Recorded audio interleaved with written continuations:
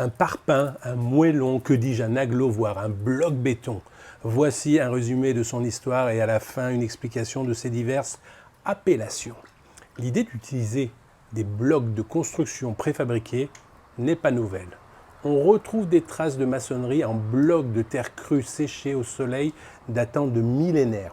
Cependant, le parpaing tel qu'on le connaît aujourd'hui émerge véritablement du 19e siècle avec l'essor du ciment Portland.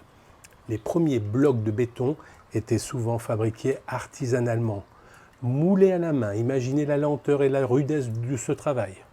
L'industrialisation du XXe siècle va transformer la donne. L'invention de machines à vibrer et à mouler permet une production en série standardisant les dimensions et améliorant la qualité.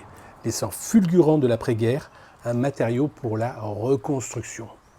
Après les destructions massives de la Seconde Guerre mondiale, le parpaing devient un acteur clé de la reconstruction.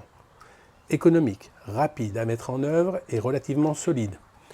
Il répond parfaitement aux besoins urgents de relogement et de reconstruction des infrastructures. Sa simplicité et sa fonctionnalité en font un matériau de choix pour une construction efficace et à grande échelle. Au fil du temps, le parpaing évolue.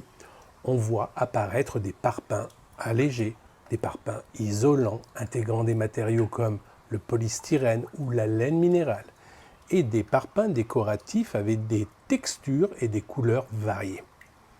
Cette diversification lui permet de s'adapter aux exigences thermiques acoustiques et esthétiques. C'est un pilier de la construction durable. Aujourd'hui, le parpaing reste un matériau incontournable dans le paysage de la construction.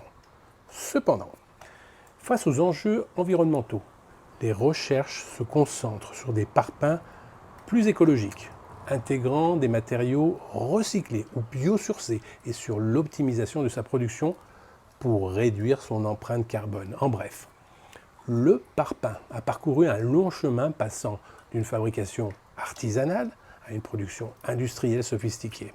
Son histoire est intimement liée aux besoins de construction et aux innovations techniques de chaque époque. Bien que parfois perçu comme un matériau simple, il continue d'évoluer pour répondre aux défis de demain. Alors on dit parpaing, on dit moellon, on dit aglo. Le moellon à la base, c'est plutôt le nom que l'on donne à une pierre naturelle comme le calcaire ou le grès. Mais il a aussi pris cette appellation. Quant à aglo, ça veut dire aggloméré de béton ou bloc béton. Et comme dirait Renaud, laisse béton.